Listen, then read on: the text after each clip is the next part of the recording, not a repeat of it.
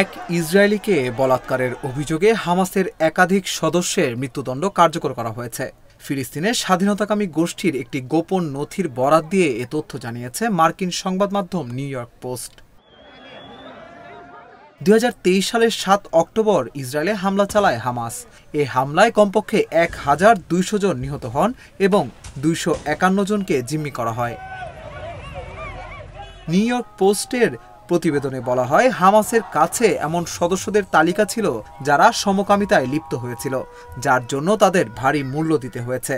হামাসের গোপন নথিতে বলা হয়, সমকামী কথোপকথন, আইনি সম্পর্ক ছাড়াই মেয়েদের সঙ্গে ফ্লার্ট করা এবং যৌনতার অভিযোগ আনা হয়েছে 94 হামাস সদস্যের বিরুদ্ধে। এর মধ্যে শিশু ধর্ষণ ও নির্যাতনের অভিযোগও রয়েছে। গাজায় সমকামিতা অবৈধ এবং এর ফলে বছরের পর বছর জেল বা মৃত্যুদণ্ডের শাস্তি হতে পারে। 2016 সালে সমকামিতার অভিযোগে হামাস কমান্ডার মাহমুদ ইস্তিভির মৃত্যুদণ্ড কার্যকর করা হয়।